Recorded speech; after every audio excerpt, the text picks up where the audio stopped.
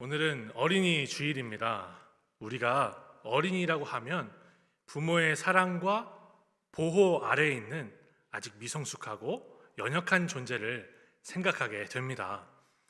저는 어린이 주일 설교를 맡아서 말씀을 묵상하는 가운데, 말씀을 준비하는 가운데 우리 모두가 사실은 하나님 앞에서 평생 어린 아이와 같은 존재라는 생각이 들었습니다. 우리 부모님만 생각해 봐도 그래요. 우리가 아무리 장성했지만 우리 부모님들에게는 여전히 어리고 미성숙한 존재들입니다.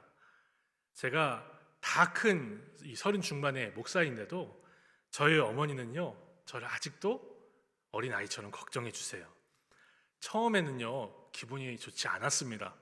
다 컸는데, 장성하였는데, 군대까지 갔다 왔는데, 그런데 어머니께서 아직도 저를 어린 아들로 보신다는 것이 이상하게 여겨졌어요.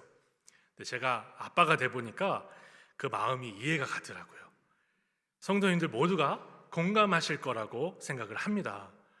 우리를 낳고 기르신 부모님이 자녀인 우리를 평생 그런 어린 자녀로 생각하는 것, 연약하고 보호받아야 될 존재로 생각하는 것은 어쩌면 너무나 당연하다고 할 수 있어요. 육신의 부모님들도 우리를 이렇게 여기신다면 우리 하나님 아버지는 우리를 어떻게 보실까요? 전능하신 우리 하나님 아버지 앞에서 우리는 한없이 작고 아주 확실히 미성숙하고 연약한 존재들이 맞습니다. 저는 제 딸의 걸음마를 연습시킬 때 그 작은 발을 제 발 위에, 그리고 고사리 같은 손을 꼭 쥐고 걸으면서 이 신학교에서 칠판을 놓고 배웠던 성도의 견인이라는 그 교리가 생각이 나더라고요. 우리 주님이 천국에 이르기까지 우리를 이렇게 소중하고 귀중하게 돌보실 줄을 믿습니다. 우리 주님은요, 인간 부모가 그의 어린 자녀를 사랑하는 것 그 이상으로 우리를 소중하게 여기시며 사랑하십니다. 우리 주님은 우리를 잠시도 떠나지 않고 우리와 함께 하실 줄을 믿습니다. 그러므로 우리 주님 앞에 평생 우리는 어린아이와 같은 존재다라고 할 수 있는 거죠. 저는 그래서 그렇게 생각을 했습니다. 사랑하는 성도님들, 그러므로 우리는 어린이 주일에 우리가 주님께 어떠한 사랑을 받았는지 함께 살펴볼 수 있으면 좋겠어요. 그래서 우리 모두가 좋은 신앙인으로, 또한 좋은 부모로서 우리가 마땅히 보호하고 사랑해야 하는 자녀들을 잘 섬기고 보살필 수 있기를 소망합니다. 이 본문을 함께 묵상할 때 아버지의 위로로 위로를 받고 주님의 사랑으로 다시 한번 힘을 내서 주 뜻대로 사는 우리의 일주일이 되기를 소망합니다. 오늘 본문을 보면요, 오늘 본문은 예수님이 제자들과 함께 예루살렘으로 가시는 여정의 시작을 보여주고 있어요. 여기서 저는 본문의 말씀을 묵상하는 내내 우리가 조금 유명한 프로그램인데 금쪽 같은 내 새끼라는 이 프로그램 방송이 떠올랐습니다. 이 프로그램에는 부모에게 금쪽같이 소중하고 귀중한 자녀지만 문제 행동을 하는 아이가 등장을 해요. 이러한 아이들을 가리켜서 금쪽이라고 부르는데요, 이 프로그램은 금쪽이와 가족의 일상을 함께 보면서 그 문제 행동들을 철저하게 분석해보고 또 적절하게 처방하는 내용을 담고 있습니다. 우리가 읽은 오늘 본문에서도 금쪽이가 등장을 합니다. 앞서 말씀드린 프로그램을 잘 아시는 성도님들이라면 좀 놀라지 않을 수가 없을 거예요. 왜냐하면 금쪽이가 한 명이 아니라 12명이나 등장하기 때문입니다. 바로 예수님의 12 제자들입니다. 이 제자들은 예수님이 여러 번 반복하신 말씀을 이해하지 못해요. 십자가를 도무지 이해하지 못해요. 그래서 서로 싸우는 그런 문제 행동을 우리에게 보여주고 있어요.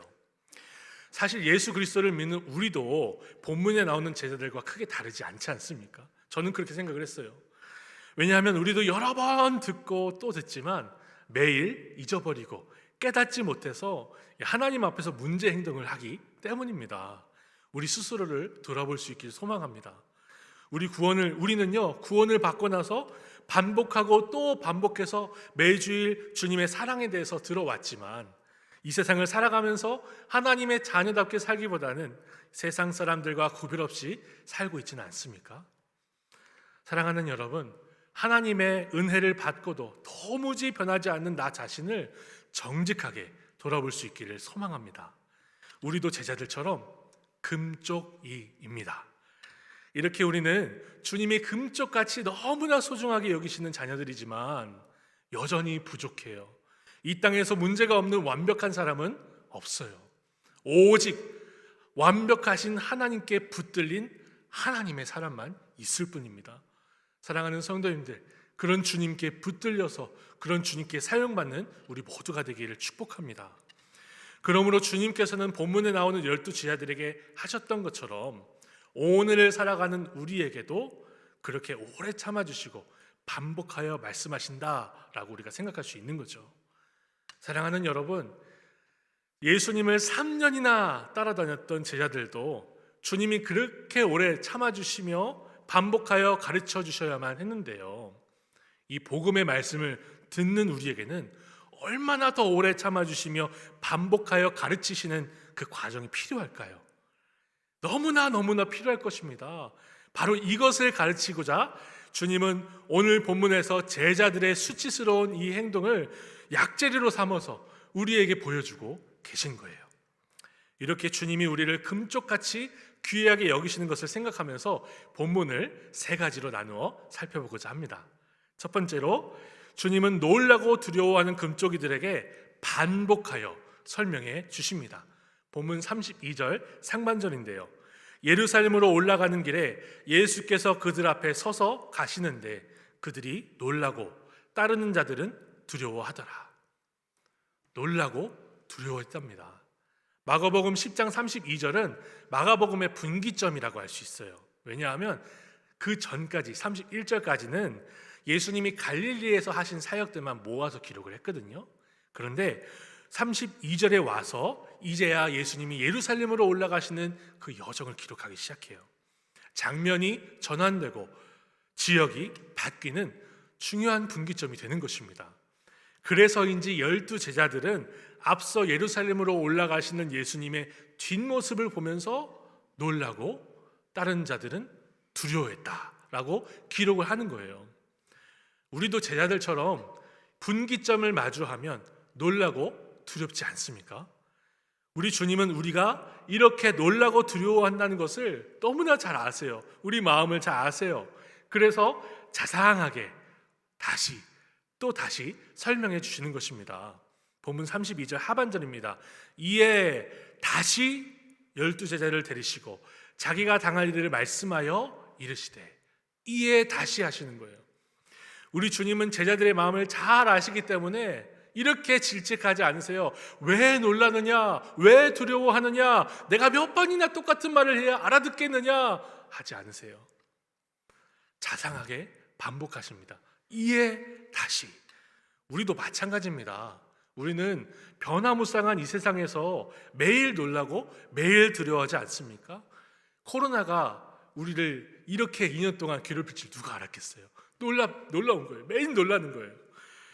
그런 우리에게 오늘도 주님은 자상하게 반복하여 말씀해 주십니다. 오래 참으십니다. 그러므로 우리가 성경을 한 번 다 읽고 끝내는 것으로 끝내지 않고 평생을 두고 주의 말씀을 반복하여 읽고 사랑해야 되는 것입니다. 우리는 자상하게 다시 또 다시 설명해 주시는 주님의 말씀을 읽고 또 읽어야 되는 거예요. 시편 1편에 보면 묵상한다는 말이 중얼거린다라는 의미를 갖고 있어요. 읽고 또 읽는 거예요. 묵상하고 또 묵상해야 되는 것이죠. 우리 주님은 누구보다 우리 자신의 놀라고 두려운 마음을 잘 아시며 그래서 더 자상하게 더 반복하여 말씀해 주시는 분이십니다. 적용을 위해서 제 이야기를 좀 나눠볼게요. 이 본문을 묵상하는 주간에 조금 됐는데 제 마음이 제자들처럼 놀라고 두려웠던 일이 있었습니다. 파란 현수막 때문이었어요. 제가 전세로 살고 있는 오래된 아파트가 있는데요, 파란 현수막이 걸렸습니다. 재건축 안전진단을 무사히 통과해서 축하합니다라는 내용이었어요. 특히 제가 올가을에는 전세 재계약을 앞두고 있거든요. 그러다 보니까 재건축을 한다는 말이 반갑지가 않고 마음이 뛰기 시작하는 거예요. 부동산 앞에 붙어 있는 저희 집 그 전세 보증금을 보면서 이렇게나 많이 올랐나 하면서 더 놀라는 거예요. 놀라고 두려웠습니다. 그런 마음을 가지고 본문을 묵상을 했어요. 그런데 하나님이 저를 놀라게 인도하셨던 그 생각들이, 그 경험들이 주마등처럼 지나가더라고요. 특히 제가 결혼 승낙을 받고 나서 예식장을 잡을 때 저희 통장에 잔고가 없었거든요. 그러다 보니까 이 근방에서 가장 저렴한 예식장, 우리가 그나마 갈 수 있는 예식장을 잡자 해서 가장 저렴한 곳에 겨우겨우 예식을 잡았어요. 결혼식 2달 전쯤에 신대원 기숙사에서 전화를 받았습니다. 예식장이 건물주와 계약을 했는데 이 재계약을 못하게 돼가지고 없어지게 됐대요. 예식을 2달 앞두고. 그 연락을 받고 머리가 한참 하얘지더라고요. 놀라고 두려워할 만한 일 맞죠? 네. 그런데 하나님이 여기서 극적인 반전을 준비해 주셨더라고요. 그 예식장에서 미안하다면서 다른 예식장을 잡아주겠대요. 저희가 예약한 날, 예약한 시간 같은 조건으로 할 수 있는 데가 하나 있는데, 딱 하나 있는데 거기가 취소가 갑자기 되면서 저희한테 해주겠다는 거예요. 바로 호텔 컨벤션 예식장이었습니다. 그곳은 저희 형편으로 아예 생각도 하지 않았어요. 못했어요. 교통편이나 식사나 부대 시설이 저희가 원래 계약했던 것과는 비교도 안 될 정도로 좋은 곳이었거든요. 저희 부부가 그걸 경험을 하고 나서 하나님의 섭리에 놀라면서 감사 찬양을 하면서 그렇게 예식했던 그런 경험이 있습니다. 이뿐만이 아니에요. 제 인생에 있어서 하나님이 얼마나 놀랍게 인도하셨는지를 곰곰이 생각해 보니까 책을 한두 권 써서 될 게 아니더라고요. 사랑하는 성도님들께서도 예수 그리스도를 믿고 구주를 영접한 다음에 이런 경험들 하나씩 이상으로 저보다 많이 하셨죠? 지금까지 이렇게나 주님께서 인도하셨는데 저는요, 그 파란색 현수막 보고 놀라고 두려웠습니다. 그래서 이 본문을 묵상하는 내내 주님 앞에 회개할 수밖에 없었어요. 주님, 믿음 없는 나를 불쌍히 여기소서. 쿠팡 물류 배달을 할까? 어떻게 하면 전세 자금을 더 모을 수 있을까? 이런 생각을 했었거든요. 주님, 정신 차리고 주께서 맡기신 사명 잘 감당하게 하옵소서. 회개할 수 있었어요. 자상하신 주님이 저를 붙드시고 또 붙드시는 것을 경험했습니다. 예루살렘으로 가는 길에 놀라고 두려워했던 제자들도 저와 비슷했던 것 같아요. 예수님이 귀신을 내쫓으시고 어떠한 병도 낫게 하시며 바람과 바다를 잔잔하게 하시는 것을 두 눈으로 봤잖아요.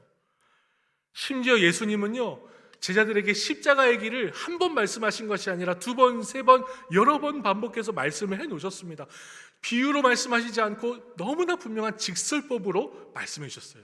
이해를 못할 수가 없게 말씀하셨는데도 불구하고 제자들은 또다시 놀라고 두려워하고 있는 거예요. 그런 제자들에게 다시 말씀하여 이르시는 것입니다. 너무나 자상하신 주님이시죠. 주 안에 사랑하는 성도님들, 세상 사람들은 시간이 지나면 해갈된다, 시간이 가면 잊혀질 것이다, 없어질 것이다, 괜찮아질 것이다 라고 생각을 합니다. 그렇게 말을 하고 그렇게 살아요. 그러나 우리는 세상과 같지 않습니다. 우리는 우리를 위로하시며 친절하게 말씀해 주시는 주님을 만나고 또 만나야 돼요. 이것이 진정한 신앙 안에서의 해결이며 진정한 그리스도 안에서의 위로인 줄로 믿습니다. 사랑하는 여러분, 이러한 주님의 말씀을 매일매일 묵상하며 주님을 만나는 금쪽이들이 되시길 바랍니다. 이런 모습을 앞서 선언하시고 결단하셨던 우리 아버님처럼, 우리 집사님처럼 우리 자녀들에게 보여줄 수 있으면 좋겠어요. 이것보다 복된 가정의 모습이 어디 있겠습니까? 두 번째로요, 우리는 주님의 십자가를 전혀 이해하지 못하여 싸우고 분노하는 금쪽이들에게 전혀 분노하지 않으시는 주님을 볼 수가 있습니다. 본문에 보면 예루살렘으로 올라가는 길에 세베대의 2 아들이 예수님께 이런 부탁을 하는 장면이 나옵니다. 본문 37절입니다. 여짜오되 주의 영광 중에서 우리를 하나는 주의 우편에 하나는 좌편에 앉게 하여 주옵소서. 이 사람들의 부탁은 자기들이 좌우 예수님의 최측근에 앉게 해달라는 거예요. 제자들보다는, 다른 사람들보다는 윗자리에 앉게 해달라는 부탁이었습니다. 이렇게 2 형제가 부탁을 한 이유는 예수님이 예루살렘에 올라가셔서 십자가에 달리실 것을 전혀 깨닫지 못했기 때문인데요. 그래서 예수님은 이들의 부탁을 이렇게 진단하십니다. 38절 상반절입니다. 같이 읽겠습니다. 예수께서 이르시되 너희는 너희가 구하는 것을 알지 못하는도다. 예수님이 십자가 지고 죽으러 가신다고 여러 번 말씀하셨지만 전혀 이해하지 못하는 거예요. 문제는 이 둘만이 아니라 나머지 10 제자들도 별반 다르지 않다는 것입니다. 본문 41절인데요. 10 제자가 듣고 야고보와 요한에 대하여 화를 내거늘. 야고보와 요한에 대하여 화를 내거늘. 예수님은 앞서 예루살렘에 올라가시는 이유를 너무나 충분하게 가르쳐 주셨다고 했죠. 심지어는 이 사건이 나기 바로 직전에 예수님께서 33, 34절에 너무 자세하게 이미 가르쳐 주셨어요. 직전에요. 읽어보겠습니다. 보라, 우리가 예루살렘에 올라가노니 인자가 대제사장들과 서기관들에게 넘겨짐에 그들이 죽이려고 결을 하고 이방인들에게 넘겨주겠고 그들은 능욕하며 침뱉으며 채찍질하고 죽일 것이나 그는 3일 만에 살아나리라 하시니라. 이것보다 선명한 복음이 어디 있겠습니까? 방금 전에 가르쳐 주셨는데 곧바로 그 다음 장면에서 세베대의 두 아들은 자리를 탈라하고 나머지 10 제자들은 세베대의 두 아들에 대해서 화를 내고 있는 장면이 우리가 읽은 본문의 말씀인 거죠. 이 정도 상황이면 예수님이 제자들에게 분노하셔도 욱하셔도 화를 내셔도 전혀 문제가 없지 않을까요? 사랑하는 우리 엄마 아빠들 해보셨죠? 욱해보셨죠? 이 정도면 해도 엄마는 문제없다. 엄마는 이 화내도 되는 거야. 아빠는 이거 화도 되는 거야. 해도 될 만한 상황 아닌가요? 이 정도면? 예수님이 분노하셔도 충분히 이해할 수 있는 그런 상황이라고 저는 생각을 해요. 그런데 예수님은요, 제자들이 증언해야 할 십자가를 바르게 가르치기 위해서 차분하게 가르치시는 거예요.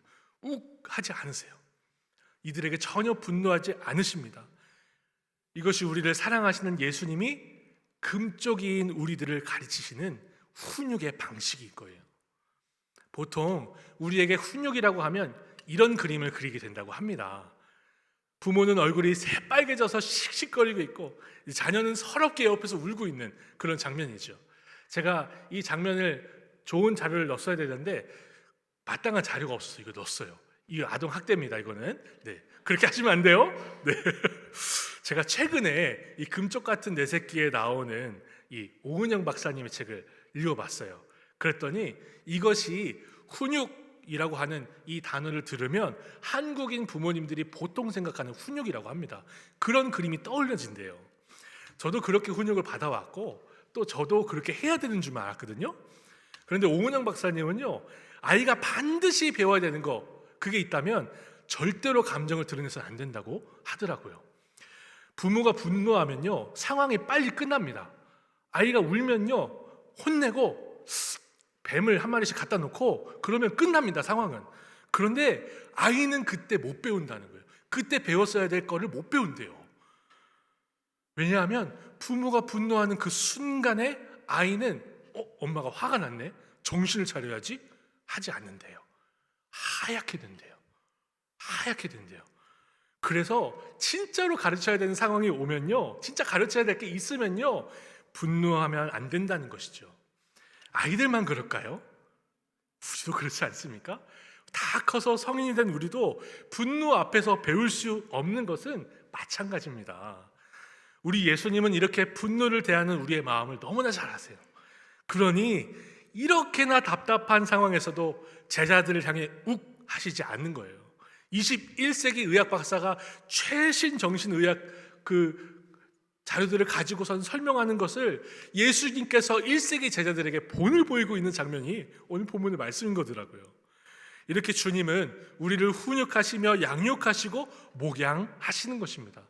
우리가 정말 위급하게 당황하게 잘못된 길로 가게 되면요, 당장 죽을 길로 가게 되면 우리 주님께서 목을 잡아다가 끌어놓으실 거예요. 그런데 그런 상황이 아니라면 우리가 깨닫고 주님 앞에 무릎 꿇고 순종할 때까지 오래 참고 기다려주시는 분이 우리 주님이라는 거예요. 믿으실 수 있기를 소망합니다. 이 주님 앞에 나아갈 수 있길 소망합니다. 아이를 키워보니까요, 이렇게 욱하지 않는 것이 참 쉽지 않더라고요. 물론 제가 제 아이를 미워해서 사랑하지 않아서 그렇게 하겠습니까? 누구보다도 사랑하지요. 그런데 참지 못할 때가 있더라고요. 제가 그 책을 읽으면서 저와 똑같은 사례가 있을까 하면서 찾아봤어요. 저와 똑같은 사례가 있더라고요. 체력이 안 되는데도 아이의 요구를 다 들어주다가 화내는 부모. 제가 그거더라고요. 체력이 안 돼요. 아이가 책을 10권 가져오고 20권 가져오면 안 돼. 희영아, 한 권밖에 못 읽어줘가 아니라 그렇게 읽어주다가 화를 내고 있더라고요. 제 딸아이가 6살인데요. 통잠이라고 하죠. 저녁 늦게 잠이 들어서 아침에 깨는 거를 몇 달 전까지도 못했어요. 이제 하기 시작한 지 얼마 안 됐어요. 신생아도 아닌데 2시간, 3시간마다 일어나서 엄마 아빠 잘 있는지 확인한 다음에 깨워요. 일어나 보래요. 우유 좀 달래요. 6살이에요? 네, 물 좀 달래요. 나 좀 이것 좀 봐달래요. 그러니까 2시간, 3시간마다 깨어나는 저희 부부는요, 잠도 못 자고 아이에게 최선을 다하려고 체력도 깎고 그러다 보니까 코로나 직전에는 저는 먼저, 아내가 일주일 뒤에 대상포진에 걸렸어요. 사랑하는 여러분, 여기서 우리가 생각할 게 하나 있습니다. 인간 부부는요, 참을 수 있는 한계가 있을까요, 없을까요? 너무나 분명하게 있습니다. 체력도 시간도 부족하기 때문에 그래요. 그러나 우리를 자녀 삼으신 우리 하나님 아버지께서는 어떤 분이시죠? 전능하사 천지를 만드신 하나님 아버지를 내가 믿사오며, 이분이잖아요. 우리 주님에 대해서 시편 121편 기자는 이렇게 노래하고 있습니다. 이스라엘을 지키시는 이는 졸지도 아니하시고 주무시지도 아니하시도다. 우리 아버지는요, 지치시거나 졸리셔서 분노하시는 분이 아니세요. 전능하신 하나님이세요. 저는 희영이가 2시간, 3시간마다 깼을 때 분노했습니다. 근데 우리 아버지는요, 24시간 주님을 불러도 분노하시지 않습니다. 몇 시부터 몇 시까지는 기도하고 몇 시부터 몇 시까지는 절대 부르지 마라 하지 않으셨어요. 쉬지 말고 뭐 하라 하시죠? 기도하라. 쉬지 말고 기도하라 하셨어요. 내가 다 들어줄게. 주님은 인간 부모처럼 체력이 바닥나서 참지 못하는 분이 아니세요. 인자와 자비가 풍성하신 하나님입니다. 시편 145편 8절의 말씀입니다. 여호와는 은혜로우시며 긍휼이 많으시며 노하기를 더디하시며 인자함이 크시도다. 이렇게 우리 주님은 그의 전능하신 능력으로 우리가 깨닫고 돌이키기까지 오래 참아주실 수 있는 능력이 있고 그 능력으로 참아주시는 주님이세요. 우리 하나님이 이런 아버지십니다. 그러므로 실수투성이인 금쪽이 우리는요, 우리 주님 앞에 언제든지 씩씩하게 달려가서 안길 수가 있어요. 우리가 아무리 실수투성이 인생을 살더라도 우리는 언제든지 주님의 품으로 나아갈 수 있고 나아가야 합니다. 이것이 우리가 누릴 수 있는 하나님의 자녀의 권세인 줄 믿어요. 우리가 아무리 미숙한 기도 제목으로 주님께 나아가도 이 두 제자처럼 좌편 우편을 주옵소서, 이런 말도 안 되는 기도 제목으로 나아가도 주님은 이렇게 혼내지 않으세요. 왜 이렇게밖에 기도하지 못하느냐, 몇 번이나 얘기해야 되느냐, 왜 이렇게 크지를 못하느냐, 이렇게 책망하지 않으세요. 오냐 다 들어주신대요. 내 작은 신음에도 응답하신대요. 그런 분이 우리 주님이세요. 우리 아버지세요. 또한 우리 주님은 우리가 시도 때도 없이 주님을 찾는다고 귀찮아하지도 않으세요. 그러니까 우리는 매일 시도 때도 없이 별거 아닌 일에도 주님을 불러야 합니다. 주님이 응답하실 줄 믿습니다. 그러므로 매일 주님의 말씀을 붙들고 주님께 기도할 수 있는 이유가 우리에게 있는 게 아니죠. 자상하신 우리 아버지께 그 이유가 있는 거예요. 이렇게 언제든지 우리를 받아주시는 주님을 만나는 것이 우리가 주님의 자녀된 금쪽이로서 누릴 수 있는 특권인 줄 믿습니다. 어떤 분들은요, 자기 아버지가 어렸을 때부터 너무나 무섭게 하셔서 예수님을 믿고 난 다음에 아버지라는 말을 입 밖에 못 꺼내는 분들이 계시더라고요. 제 고등학교 여자 후배가 그랬습니다. 자기 아버지가 너무나 자기를 때리고 학대를 해서 예수님을 믿긴 믿는데 정말 하나님을 사랑하는데 아버지란 말은 못 하겠다는 거예요. 물론 우리는 하나님을 두려워하긴 해야 됩니다. 경외해야 합니다. 그러나 우리는 우리의 육신의 부모님이 연약하셨다는 것을 가지고 우리를 자녀 삼으신 하나님을 오해하지는 말아야 해요. 우리 하나님은 예수 그리스도의 이름으로 나아가는 우리에게 한없는 사랑을 베푸시는 자상한 아버지신 줄로 믿습니다. 우리는 시험에 들어서 넘어지면요, 넘어질수록 아버지를 붙들어대는 거예요. 혼내지 않으세요. 왜 시험 들었느냐, 왜 그것밖에 못하느냐, 절대로 하지 않으세요.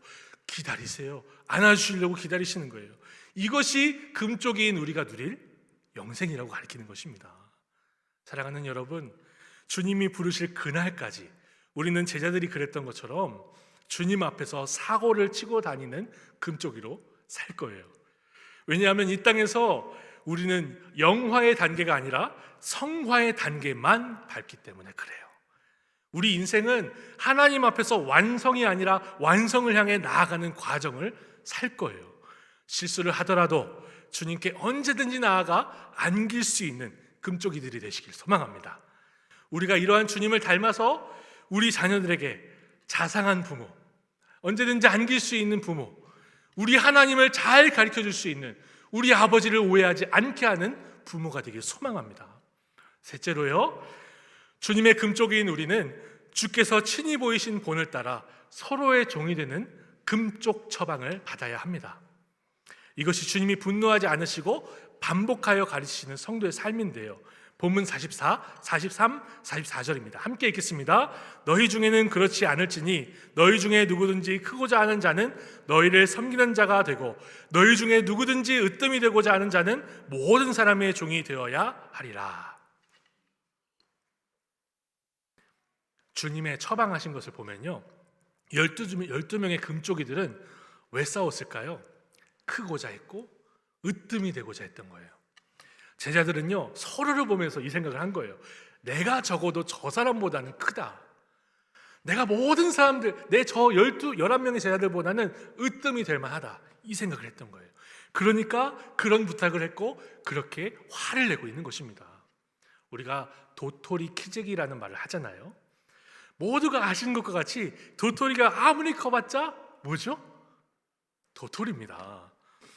우리가 서로만을 놓고 비교하자면 도토리 키재기처럼 누가 예수님의 왕자 오른쪽 왼쪽에 앉을지를 따져볼 만도 할 것 같아요. 도토리 키재기입니다.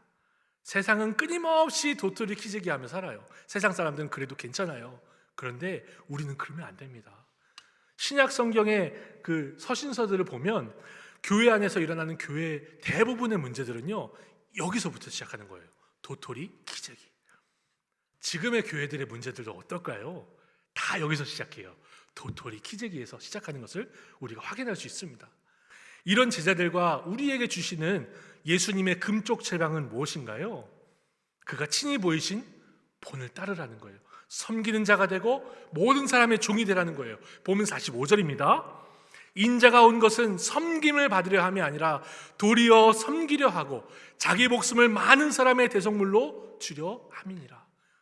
이렇게 우리 구주께서 먼저 친히 우리를 사랑하셨기에, 보여주셨기에 우리도 그렇게 해야 하며 우리도 많은 사람의 종이 될 수 있다는 것이 금쪽 처방인 거예요.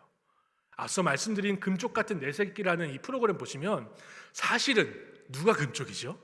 아시는 분들은 아실 거예요. 아이가 금쪽이가 아니에요. 사실은 부모님이 금쪽이에요. 심지어는 부모님이 금쪽이라고 처방을 받는 그런 주까지 봤어요. 저는 금쪽 처방에 반드시 부모님이 들어가 있어요. 부모님이 자기가 어렸을 때 받았던 상처, 엄마 아빠한테 받았던 상처, 자신의 결핍을 자녀에게 다 쏟아내고 있었던 거예요. 그래서 금쪽 처방에는 반드시 부모님 얘기가 들어갑니다. 부모가 먼저 바뀌어야 자녀가 바뀐다고 처방을 해주는 거예요. 그러나 우리 주님은요, 자신이 안 되는 것을 우리에게 강요하지 않으셨어요. 다 하시고 우리에게 요구하십니다. 섬기는 자가 되고 모든 사람의 종이 되어야 할 것이니라. 자신의 몸을 찢으시고 피를 다 흘리심으로 이르신 십자가를 바라보라고 하시는 것이죠. 그가 친히 우리의 구원과 우리 삶의 모본이 되어주셨습니다. 그러므로 우리는 나 자신도 금쪽이지만 다른 금쪽이도 참아줄 수가 있습니다. 우리가 그러한 사랑을 받아 하나님의 자녀가 되었기 때문입니다. 그러므로 우리는 반드시 서로를 섬기며 모든 사람의 종으로 살 수 있어야 할 것입니다. 그것이 우리 주님께서 우리에게 주시는 참 복을 누리는 삶인 줄로 믿습니다. 사랑하는 여러분, 섬기는 자가 되고 모든 사람의 종이 되는 것은요, 어려운 일이 아닙니다. 불가능한 일이 아닙니다. 전지전능하신 우리 하나님은요, 우리 하나님만 하실 수 있는 일을 우리에게 처방하지 않으셨어요. 6일 만에 창조 좀 해봐라, 산을 옮겨서 바다에 빠뜨려봐라 하지 않으셨어요. 믿음이 그럴 정도로 능력이 있다라고 말씀하셨지 그런 거 해보라고 하지 않으셨어요. 우리가 할 수 있는 것을 말씀하시는 겁니다. 섬기는 자가 되고 또 뭐가 돼야 된다고요? 많은 사람의 종이 돼야 된다고요. 이렇게 우리 주님은 우리가 할 수 있는 것을 명령하시며 그가 친히 우리를 섬기시며 많은 사람의 대속물로 십자가 위에서 죽으심으로 본이 되셨어요. 본을 보이셨어요. 그리고 우리에게 성령을 보내시며 우리가 할 수 있게 하셨습니다. 주님이 사랑하시는 금쪽 같은 성도님들, 주님을 닮을 수 있는 복이 우리 모두에게 있기를 소망합니다. 자녀에게도, 남편에게도, 아내에게도, 교회 안에 있는 형제, 자매에게도 우리는 섬기며 종이 될 때 우리를 통해 생명이 살아나고 주께서 영광을 받으시는 놀라운 은혜를, 놀라운 사역을 경험할 줄로 믿습니다. 우리는 이처럼 주님을 닮는 모습으로 이 땅을 딛고 살 수 있는 복을 누릴 수 있으면 좋겠어요. 정리하겠습니다. 첫째, 우리 주님은 반복하여 가르치시는 분입니다. 그러므로 금쪽이인 우리는 반복하여 주의 말씀을 읽고 묵상해야 합니다. 둘째, 우리 주님은 아직 미성숙한 우리들에게 분노하지 않으시고 우리를 금쪽같이 여겨주십니다. 오래 참아주시고 자상하신 주님께 언제든지 무엇에든지 나아갈 수 있는 우리가 되길 소망합니다. 셋째, 이런 사랑을 우리에게 주신 주님이 서로 사랑하고 섬기라고 반복하여서 가르치셨습니다. 그러므로 금쪽이인 우리는 다른 금쪽이를 섬기는 그런 교회로 나아가야 될 줄로 믿습니다. 사랑하는 여러분, 우리 모두가 주님 앞에 이러한 금쪽이라는 것을 인정하고 주님께 나아가는 것이 좋은 성도로서, 좋은 부모로서의 출발점이 되지 않겠습니까? 이것을 2022년 어린이 주일에 우리 모두가 인정하고 고백할 수 있기를 소망합니다. 이렇게 좋으신 주님을 닮아 좋은 성도로서, 좋은 부모로서 다음 세대를 잘 세워나갈 수 있는 부평 동부교회가 되기를 소망합니다. 기도하겠습니다.